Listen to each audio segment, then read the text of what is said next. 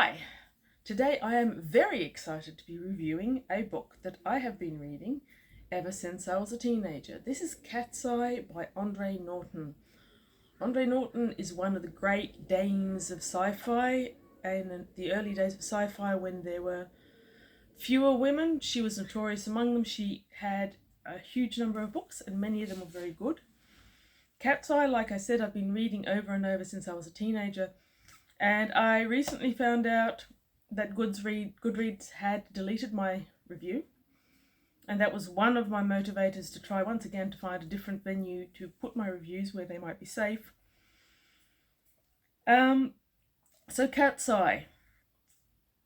When I reviewed it in 2023, I did a few different things that I hadn't done in the past. I went a bit more into Andre Norton and the sort of books she wrote. I might see if I can include some of the actual text at the bottom of YouTube. I'm not sure if that's a thing I can do. Well, so she was one of the greats. In the day when I first read this, back in the 80s, this was fantasy sci-fi and they weren't separate. There was a single shelf in the bookshelves, there were single magazines that were publishing. They weren't separated. I think Andre Norton was writing as far back as 2030. I could be as the 1930s. I could be wrong about that, but this one I think came out in the 60s or the 70s. Cat's Eye was really easy to invest in for me and for many other people that I know that have read it right from the start. So I loved animals and I loved sci-fi, and when the two combined like they do in this book, it was instant mind blown. It's a very subtle book, I've come to realise. These days I think Andre Norton is thought of as a young adult or maybe even a children's writer, not sure about that. And the main character, Troy Horton, is 19, so that's consistent with what we think of as young adult books today. But in actual fact, the subtleties of the writing are better than many adult books, in my opinion.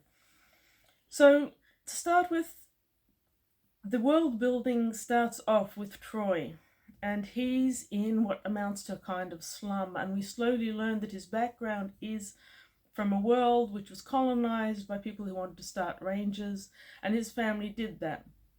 I can't remember, what was the name of the book? Norden. Norden was the name of the planet him and his family came from. And on it there were herders and rangers, and they had a life in the great outdoors. Then along came a war in this future federation of planets, and Norden, like many other planets, was evacuated. And the people who were evacuated and taken from their homes and steadings were promised great big promises. They would either be taken back home once the war was over, they'd be given places in the new world, etc., etc. Like many political promises in the real past and the real present, as well as the fictional ones, that never eventuated. And what happened was all the people who'd been evacuated, even after the war ended, never went back home. They were left in slums. Now, he's living in one of the slums, and I believe that Cat's Eye is meant to be a number one in a series of The Dipple, where the Dipple is the slum that he came out of. Troy lost his father to the war and his mother to disease, and what the Dipple people have to do is they have to go up to the city every day and register if they want work. There's a computerized system which automatically matches up the person seeking work with the jobs available, and it's meant to be infallible. Now, Troy's claiming to have all the experience of a Norden range rider, which is a bit of a stretch, and he knows it because he was very young when he left. But the computer matches him up with a temporary job in a pet store.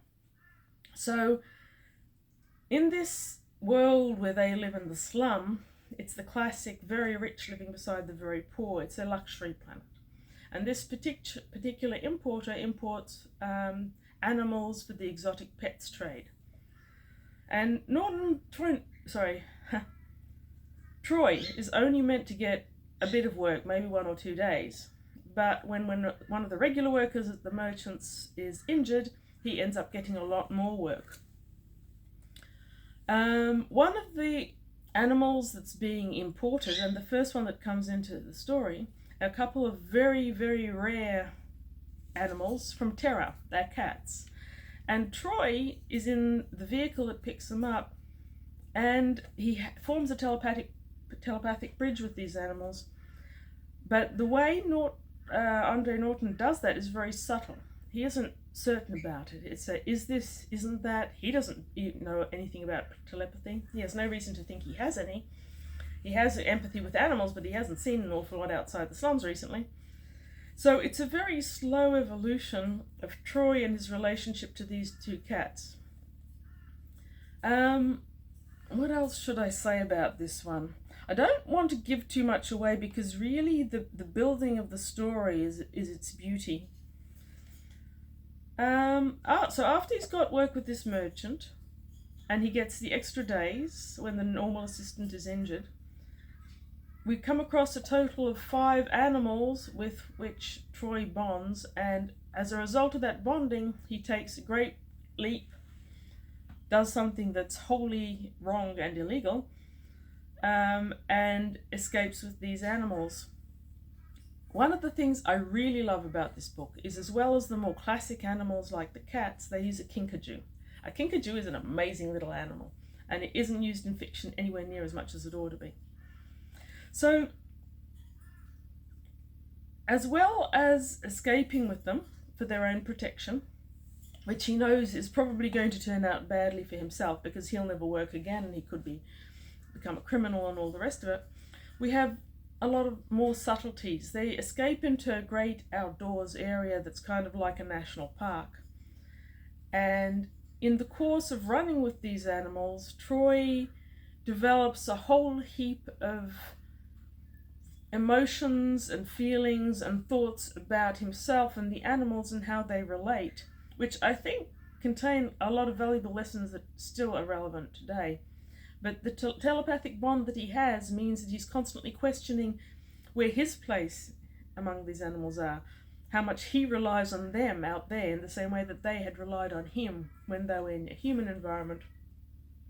And there comes a bit of a chase as the waters of the wild follow them and they try to stay free. They try to negotiate a situation where the animals will have their best lives. And it comes out very well in the end.